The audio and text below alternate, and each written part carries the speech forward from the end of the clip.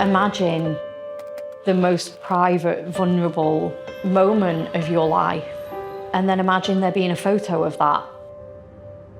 When you're a child, you're malleable, and I think he really meticulously took his time. It's all behind a screen. To find other people talking about you like that, it's pretty scary. He posted my body on Instagram. I cannot even face people in school.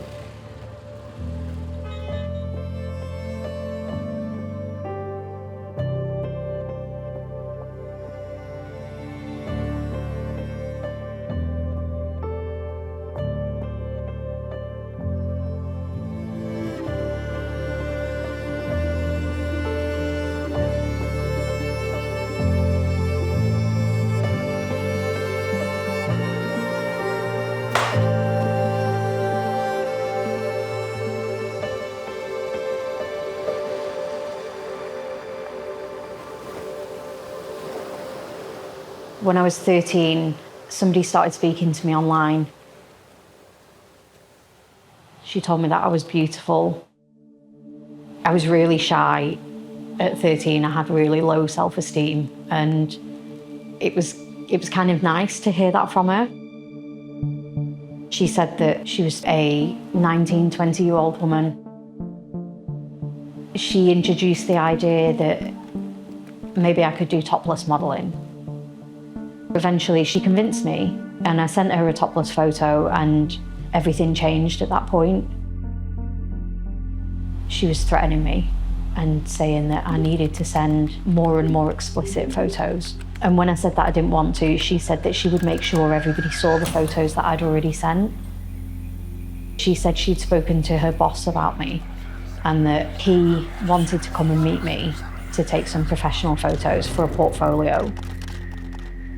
It's kind of hard to explain the fear that you feel in that situation when you don't have a way out. A man came to my home the following morning and he sexually assaulted me in my bedroom. And he took photos of everything that happened. And he said that if I didn't do what he told me to do, he'd make sure everybody saw them. I felt like it was my fault.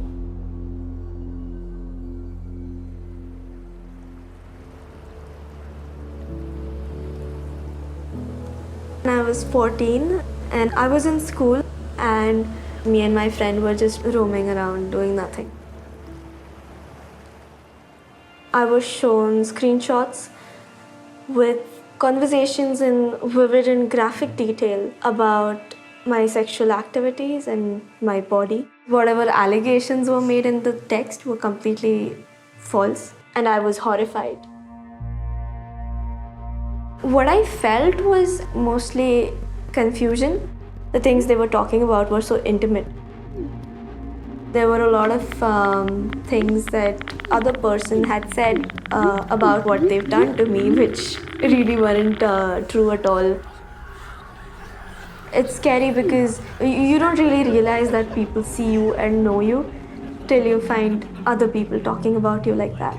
You will still have to get up at 5:30 in the morning, get ready and, drag yourself to school.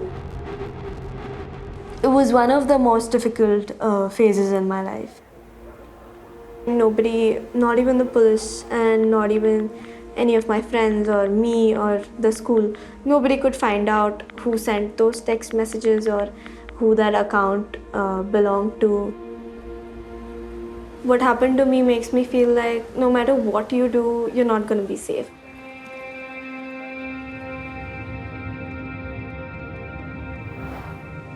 I got a friend request from somebody that was very well known in my small town. He really quickly reached out through a message and kind of immediately went into complimentary mode and trying to build a friendship with me.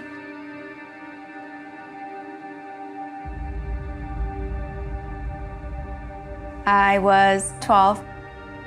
It felt exciting. Part of the whole manipulation process was a lot of lies about his identity, who he was and who I was, and it was slowly breaking down myself and my trust with friends and family. He was able to slowly move into an abusive state. He reached out to me at one point and convinced me to sneak out. That night led to a physical assault.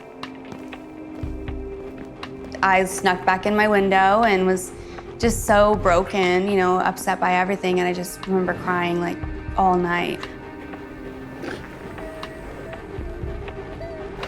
For about 4 or 5 years, he abused me emotionally, physically, and sexually.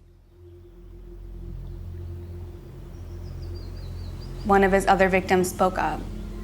So, of course, the police got this and called my parents. I had kept these secrets for 4 years. It was the opposite of relief for me. It was like all of a sudden everything just fell apart. And I was piecing it all back together, trying to figure out what was even real.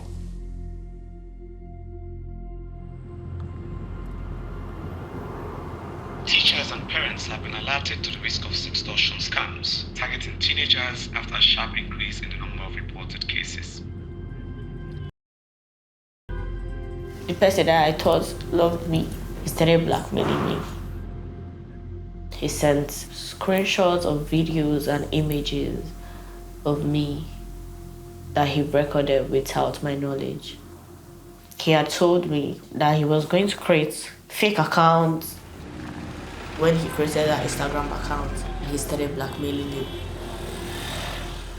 He told me to tell him when I want to be paying him, if it's weekly, monthly, or daily. And I told him I did not have money. He posted my body on Instagram, and he created another account on Telegram. He was telling people, each from my school, that he was going to give them my videos for free, and he posted me on TikTok. And that particular post went viral. I cannot even face people in school. I was just all by myself. My friends that I thought that were going to be there for me, that knew about it, most of them blocked me. He was arrested. That was the time everything calmed down a bit.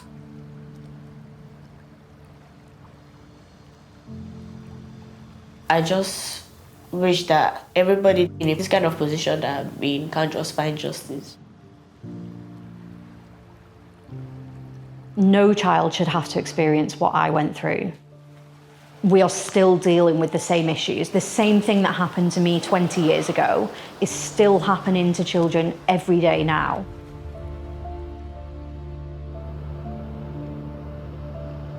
Tech companies and governments. You did not keep me safe. It's time to listen to survivors and protect children. Take action now for a safe internet. Free from sexual violence. Free from sexual violence. Free from sexual violence. Free from sexual violence.